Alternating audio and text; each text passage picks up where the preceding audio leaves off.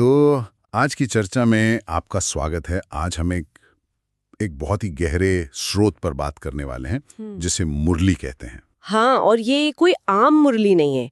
ये ब्रह्मा कुमारीज के रोज की आध्यात्मिक शिक्षा है जो मतलब जीवन जीने के सिद्धांतों पर एक नई दृष्टि देती है। बिल्कुल। और 14 जनवरी 2026 की ये जो मुरली है ना, ये एक बड़ी दिलचस्प पहेली हमारे सामने रखती है। ये एक तरह का विरोधाभास है, आप कह सकते हैं। एक तरफ तो लक्ष्य है एक बहुत ऊंचे आध्यात्मिक पद को पाना। हाँ, मतलब चेतना को शिखर पर ले जाना। हाँ, और दूसरी तरफ स्रोत ये भी कहता है कि जैसे ही आप इस सफर पर निकलेंगे, माया नाम की एक शक्ति एक मजबूत बॉक्सर की तरह रिंग में उतर आएगी, जो गिराने का कोई मौका नहीं छोड़ेगी। बिल्कुल। तो एक तरफ चढ़ाई है और दूसरी तरफ कोई है जो नीचे खींच रहा है ना? तो आज हमारा मिशन है इसी आध्यात्मिक कुश्ती के नियमों को डिकोड करना। सही बात है, ये समझना कि इस शक्तिशाली विरोधी का सामना कैसे किया जाए। और अंत में स्रोत में एक बड़ा खूबसूरत शब्द इस्तेमाल हुआ है, रूहानी गुलाब। हाँ, रूहानी गुलाब। इसका असल मतलब क्या है? तो चलिए इस आइडिया को परत दर परत खोलते हैं। चलिए। तो सबसे पहले उस ऊंचे पद की ही बात करते हैं। स्रोत में एक बहुत सीधा सवाल है, ऊंच पद प्राप्त करने का आधार क्या है? मुझे लगता है ये सवाल तो हर साधक के मन में आता होगा कि आखिर सीक्रेट सॉस है क्या? और जवाब भी उतना ही सीधा है, लेकिन उसकी गहराई बहुत है। स्रोत कहता है इसका एकमात्र आधार है बाप की श्रीमत पर हर कदम चलना। श्रीमत मतलब परमात्मा के निर्देश। हाँ, सबसे ऊंची और कल्याणकारी सलाह। और देखिए, दिलचस्प बात यह है कि स्रोत कहता है कि इस सलाह पर बिना किसी क्यों या कैसे के सवाल के तुरंत चलना है। एक मिनट, यहीं पर मुझे एक बात थोड़ी मतलब आज के जमाने में जहां हम क्रिटिकल थिंकिंग की हर बात को तर्क पर कसने की इतनी बात करते हैं, क्या ये अप्रोच किसी के लिए मुश्किल नहीं हो सकता? बहुत जरूरी सवाल है आपका। मतलब विश्वास और अंधविश्वास के बीच एक बहुत पतली सी रेखा होती है ना? बिल्कुल। और देखिए, स्रोत का मतलब ये नहीं है कि अपनी बुद्धि को ताले में रख दो। इसका गहरा मतलब ये है कि एक बार जब आपने तर्क और अनुभव से ये तय कर लिया कि ये ज्ञान का स्रोत भरोसे के लायक है, तो फिर आप एक तरह का आध्यात्मिक सरेंडर करते हैं। अच्छा। ये वैसा ही है जैसे आप एक बहुत काबिल सर्जन के पास जाते हैं। आप ऑपरेशन से पहले उनसे हर औजार के बारे में तो नहीं पूछते ना, आप उनके अनुभव पर भरोसा करते हैं। यहाँ श्रीमत पर चलने का मतलब उस भरोसे की अवस्था में जीना है। अच्छा, तो ये एक सोचा समझा भरोसा है, अंधा नहीं। स्रोत में ये भी कहा गया है कि सारा ध्यान याद और रूहानी सेवा पर होना चाहिए।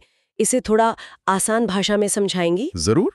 इसे ऐसे समझिए कि आपके पास दिन भर में 100 यूनिट मानसिक ऊर्जा है। ठीक है। तो स्रोत कह रहा है कि इस ऊर्जा को हजारों छोटी छोटी बातों में बिखेरने के बजाय इसे 2 मुख्य पाइपलाइन में डाल दो।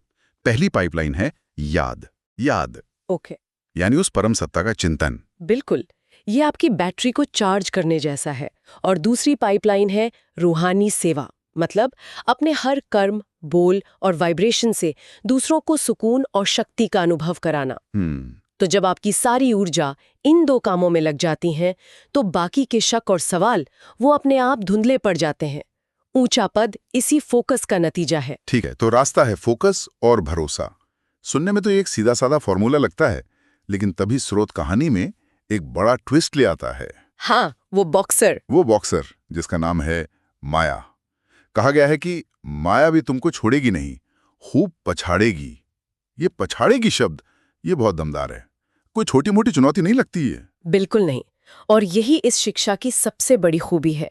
ये आपको किसी भ्रम में नहीं रखती कि रास्ता फूलों का है। अच्छा।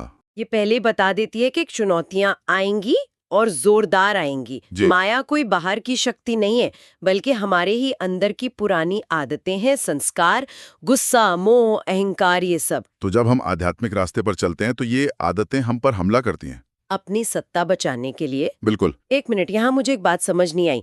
अगर अभ्यास करने से परेशानियां और बढ़ रही हैं, मतलब गुस्सा पहले से ज्यादा आ रहा है या कोई पुरानी बुरी आदत और जोर मार रही है, तो कोई भी इंसान तो यही सोचेगा कि मैं कुछ गलत कर रहा हूं और वो अभ्यास छोड़ देगा। इस ट्रैप से कैसे बचा जाए? आपने बिल्कुल सही नस पकड़ी है। और इसी ट्रैप से बचाने के लिए स्रोत एक बेहतरीन मिसाल देता है। अच्छा। सोचिए, एक बहुत काबिल आयुर्वेदिक वैद्य आपको कोई दवा देता है। हो सकता है कि दवा खाने के कुछ दिन बाद आपके शरीर पर फोड़े फुंसी निकल आएं। हाँ, होता है ऐसा। तो आप घबराकर वैद्य के पास जाएंगे और कहेंगे कि आपकी दवा से तो बीमारी और बढ़ गई। वैद्य मुस्कुराकर कहेगा, घबराओ मत, ये बीमारी बढ़ नहीं रही, ये शरीर के अंदर जमा हुआ जहर बाहर निकल रहा है। ये एक अच्छा संकेत है। अच्छा, तो ये एक तरह का आध्यात्मिक डिटॉक्स है। मतलब अगर पुरानी आदतें तूफान की तरह उठ रही हैं, तो ये इस बात का संकेत है कि अंदर की सफाई हो रही है, बिल्कुल। न कि हम फेल हो रहे हैं। वाओ, ये तो पूरा नजरिया ही बदल देता है एकदम। स्रोत इसे ड्रामा में नूंद कहता है। मतलब ये जीवन के नाटक का एक पहले से तय सीन है। मुझे याद है किसी ने बताया था कि जब उन्होंने ये अभ्यास शुरू किया तो उन्हें इतना गुस्सा आने लगा जितना पहले कभी नहीं आता था। उन्हें लगा वो फेल हो रहे हैं, पर असल में उनके सालों के दबे हुए संस्कार बाहर निकल रहे थे। तो डरने की बजाय ये देखकर खुश होना है कि दवा काम कर रही है। बिल्कुल। ठीक है, पर अगर ये अंदरूनी तूफान आने तय हैं, तो डरना भी तो स्वाभाविक है। इससे निपटने के लिए मुझे याद है स्रोत में रात्रि क्लास का जिक्र है, जहां निडरता पर बात हुई है। ये निडरता क्या है? इसे कैसे पाया जा सकता है? ये एक बहुत ही गहरा कॉन्सेप्ट है। निडरता का मतलब सिर्फ मकड़ी या छिपकली से न डरना नहीं है। हाँ, वो तो है। इसका मतलब है अस्तित्व के सबसे बड़े डर, यानी मौत के डर से भी आजाद हो जाना। स्रोत कहता है कि इसका अभ्यास अशरीरी बनकर किया जा सकता है। अशरीरी मतलब इस एहसास में टिक जाना कि मैं ये शरीर नहीं बल्कि एक अविनाशी चैतन्य आत्मा हूँ। ये सुनने में बहुत गहरा और दार्शनिक लगता है। स्रोत तो इसे बहुत एक्सट्रीम सिचुएशन तक ले जाता है, जैसे अचानक हार्ट फेल होने का उदाहरण दिया गया है। हाँ, लेकिन एक आम इंसान इसे मंगलवार की सुबह ट्रैफिक में फंसे हुए कैसे अभ्यास करे? क्या इसका मतलब है कि जब कोई गलत साइड से कट मारे तो ये सोचना कि मैं आत्मा हूं, ये शरीर कार में बैठा है और ये गुस्सा तो बस शरीर का रिएक्शन है? आपने तो इसे एकदम प्रैक्टिकल बना दिया। और सच कहूं तो अभ्यास बिल्कुल ऐसे ही शुरू होता है। अच्छा। यही तो असली योग है। उन छोटी छोटी रोजमर्रा की घटनाओं में, जब कोई आपकी बेइज्जती करे, या जब शरीर में कोई दर्द हो, या जब ट्रैफिक में गुस्सा आए, उसी पल बस 1 सेकंड के लिए खुद को उस स्थिति से अलग करके देखना। एक गैप बनाना। हाँ, उस घटना और आपके रिएक्शन के बीच एक छोटा सा गैप बनाना, और उस गैप में याद करना कि मैं एक शांत स्वरूप आत्मा हूं, ये परिस्थिति बाहरी है। रोज इन छोटे छोटे पलों में ये अभ्यास करने से ही वो आध्यात्मिक मसल बनती है। और वही मसल फिर हार्ट फेल जैसी बड़ी परीक्षा में भी नहीं कांपती। बिल्कुल। तो ये रोज की छोटी छोटी जीत की तैयारी है उस अंतिम परीक्षा के लिए। चलिए, इस आध्यात्मिक मसल बनाने की बात से आगे बढ़ते हैं। स्रोत एक बहुत ही खूबसूरत विचार सामने रखता है, रूहानी गुलाब बनना। हाँ, ये सिर्फ एक उपमा है या इसका कोई गहरा मतलब है? ये आज के स्रोत का वरदान है और ये इस पूरी चर्चा का सार है। एक तरह से वरदान है। रूहे गुलाब बन, दूर दूर तक रूहानी खुशबू फैलाने वाले रूहानी सेवाधारी भव। इसका मतलब है कि आपकी आंतरिक अवस्था इतनी शुद्ध और शक्तिशाली हो जाए कि आपकी मौजूदगी ही सेवा बन जाए। जैसे एक असली गुलाब को चिल्लाकर ये बताने की जरूरत नहीं पड़ती कि देखो मैं खुशबूदार हूँ। आप बस उसके पास से गुजरते हैं और उसकी महक अपने आप आपको ताजगी दे देती है। एकदम। तो ये सिर्फ अच्छा बोलने या अच्छा करने से आगे की बात है। ये किसी के ऑरा या वाइब्रेशन से जुड़ा है, मतलब किसी की वृत्ति और दृष्टि के बारे में है। बिल्कुल। ये करने से ज्यादा होने के बारे में है। लेकिन यहाँ एक सवाल उठता है जो मैंने पहले भी सोचा था। क्या ये विचार थोड़ा पैसिव नहीं है? क्या बस चुपचाप बैठकर गुलाब बनने से दुनिया की समस्याएं हल हो जाएंगी? मतलब एक्शन कहाँ है इसमें? बहुत अच्छा सवाल है, और इसे पैसिव समझना एक भूल होगी। ये पैसिव नहीं बल्कि सहज एक्शन का आधार है।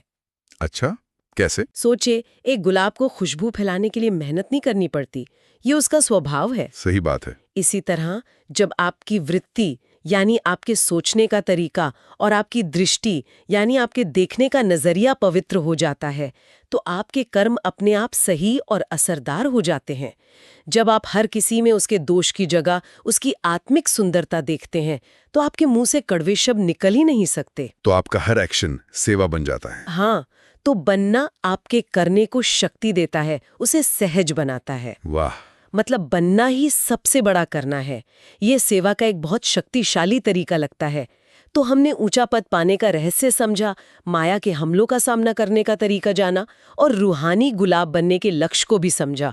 स्रोत के अंत में एक नारा है हाँ जो शायद इन सब बातों को एक सूत्र में पिरोता है। हाँ, और वो नारा बहुत ही प्रैक्टिकल है। वो कहता है, अगर सेवा में नंबर 1 बनना है तो निर्विघ्न यानी बाधा मुक्त बनना होगा। अब निर्विघ्न या बाधा मुक्त, इसका मतलब ये तो नहीं हो सकता कि जिंदगी में कोई समस्याएं ही नहीं आएंगी। ये तो नामुमकिन है। तो फिर इस शब्द का असली मतलब क्या है? आपने सही कहा। इसका मतलब समस्याओं का ना आना नहीं है। इसका मतलब है समस्याओं से प्रभावित ना होना। आजकल मैनेजमेंट की भाषा में एक शब्द बहुत चलता है, एंटी फ्रैजाइल। Anti fragile? हाँ, इसे समझते हैं।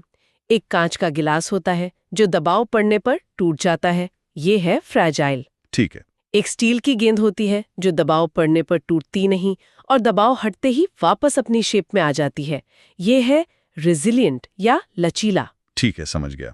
लेकिन एंटी फ्रैजाइल एक तीसरी चीज है। ये वो सिस्टम है जो दबाव, शॉक या चुनौती से टूटता या सिर्फ सहता नहीं है, बल्कि पहले से ज्यादा मजबूत हो जाता है। अच्छा। जैसे जब हम वजन उठाकर एक्सरसाइज करते हैं तो हमारी मांसपेशियां टूटती हैं, लेकिन फिर वो पहले से ज्यादा मजबूत होकर बनती हैं। निर्विघ्न होने का मतलब यही एंटी फ्रैजाइल बनना है। क्या बात है। हर विघ्न, हर बाधा, हर चुनौती आपको तोड़ने के लिए नहीं, बल्कि आपको पहले से ज्यादा मजबूत बनाने के लिए एक जिम का इक्विपमेंट बन जाती है। वाह! तो निर्विघ्न होने का मतलब बुलेट प्रूफ होना नहीं है। इसका मतलब है कि जब जिंदगी आप पर पत्थर फेंकें तो आप उन पत्थरों से अपना रास्ता बना लें, ना कि उनके नीचे दब जाएं। बिल्कुल। तो जो सेवा में नंबर 1 बनता है वो नहीं जिसके रास्ते में सबसे कम पत्थर थे, बल्कि वो है जिसने सबसे ज्यादा पत्थरों का इस्तेमाल करके सबसे मजबूत पुल बनाया। आपने से बहुत खूबसूरती से कहा, जो खुद विघ्नों में फंसा है वो दूसरों के विघ्न क्या दूर करेगा। इसलिए खुद एंटी फ्रैजाइल बनना ही दूसरों की सेवा करने की पहली शर्त है। तो आज की इस गहरी चर्चा को अगर हम समेटें तो कुछ बहुत ही शक्तिशाली विचार सामने आए हैं। पहला, ऊंचा पद पाने के लिए श्रीमत पर चलना है, जो अंधविश्वास नहीं बल्कि एक सोचा समझा भरोसा है। सही बात है। दूसरा, माया के तूफान, या वो जो अंदर की उथल-पुथल है, वो असफलता का नहीं बल्कि आध्यात्मिक डिटॉक्स और शुद्धिकरण का संकेत है। बिल्कुल। तीसरा, रूहानी गुलाब बनना सिर्फ अच्छा होना नहीं बल्कि अपनी पवित्र वृत्ति से सहज रूप में एक सकारात्मक प्रभाव डालना है। और चौथा, सेवा में श्रेष्ठ बनने के लिए निर्विघ्न बनना है, यानी चुनौतियों से मजबूत बनना है, उनसे भागना नहीं है। और ये सब सोचने पर मजबूर करता है कि क्या निर्विघ्न बनना और रूहानी गुलाब बनना ये दो अलग-अलग लक्ष्य हैं या एक ही सिक्के के दो पहलू?